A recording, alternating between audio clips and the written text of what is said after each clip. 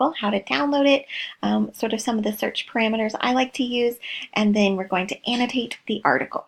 So the first thing I want you to see over here is that when I plugged in a really basic search, in this case a student is writing about human trafficking, so I decided to just plug in the term human trafficking. So with my parameters, I still have 7,000 words. So that's a lot that I'm going to need to go through. But what I've done is I've clicked full text, which means that all of these are readily available. That's what this PDF full text means right here.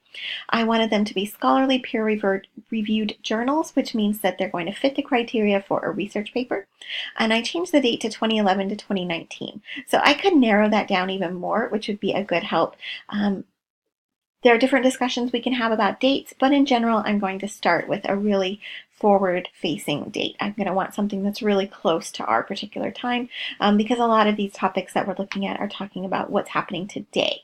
Obviously, if your topic is exploring more than just today, you would want to look at some other things. So I've scrolled through this before, so I have already chosen, so you'll see one of my articles that's in our other example is right there, but I have already chosen this one. Actually, not that one. Yes, this one. No youth left behind to human trafficking, exploring profiles of risk. So I can click on a couple different things. I can get an HTML full text. I can get a PDF full text. I'm going to go ahead and click on the link itself first because I want you to see that page. So a couple of items that it has for us. It's going to give us who the authors are. Notice that we often talk about where an author is. So this gives us all of the different departments that each person is working with. And can we contact them? We actually have someone giving us their email address straight off the bat. So that's exciting. We're going to scroll down and we can see that we have some keywords. Those are really useful for things to search for. These are blue subject headings, so I can click on one and it's going to take me to that subject search within EBSCOhost. But I want you to look specifically at the abstract. Generally, these are about 300 words. Sometimes they can go up to 1,000. Typically, we stick at 300, and what we want is to share what our thesis is, the process that we use to get there, and give a hint of our conclusion, if not sharing our conclusion. So I wanted to point that out because this has a great conclusion in here. So let me see if I can get it all. In conclusion, these findings highlight that the current depictions of adolescent victims of human trafficking are too narrow and may lead to critical healthcare and service provision disparities for many trafficked adolescents. So the elements above are going to lead to that. This could be really helpful in a paper about human trafficking. So what I'm going to do first is go over here to Cite. I'm going to click on that and it's going to open a window for me. I'm going to copy the APA reference.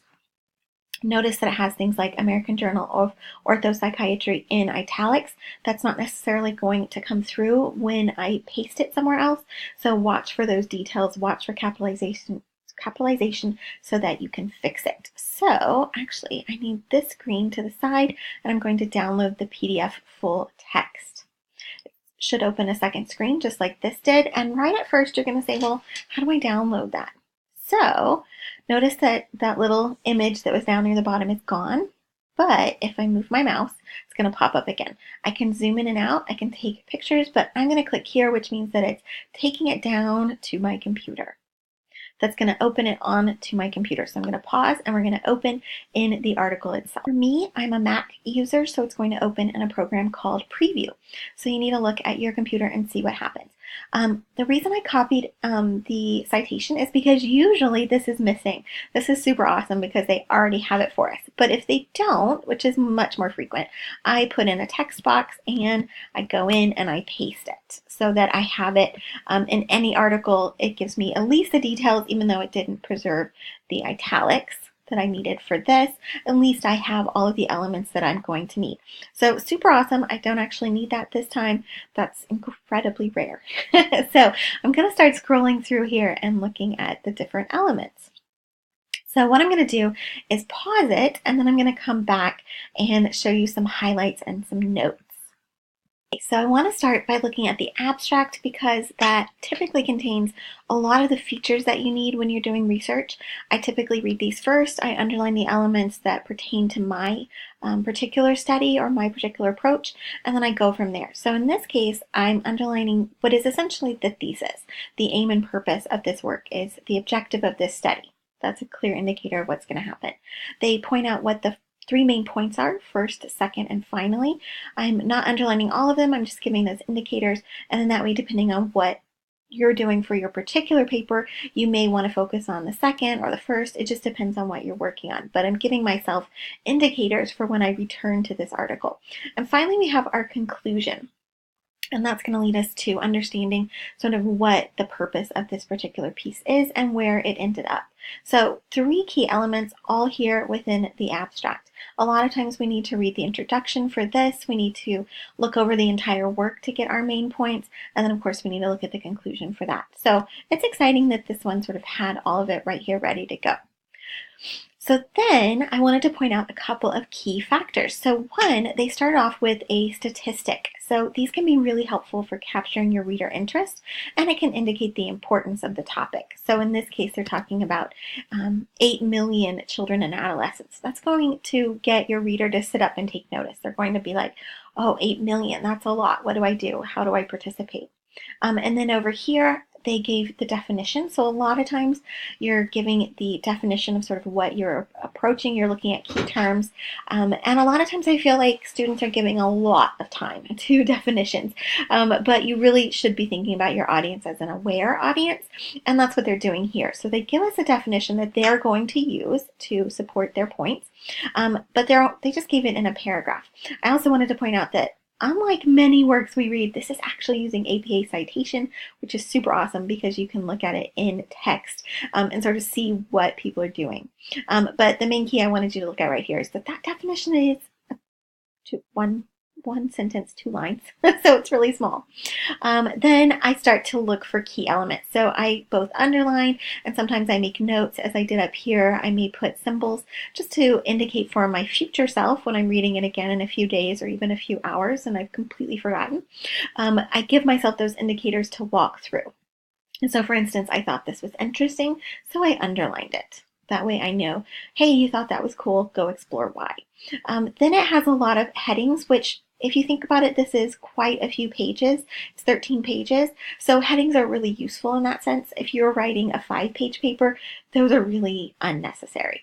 So we're looking at scope and shape. So it has research, it has methods. So you can look through that. Maybe that's something that you want to utilize, something that you need for your paper. Maybe it isn't. If it isn't, then you can skip through it.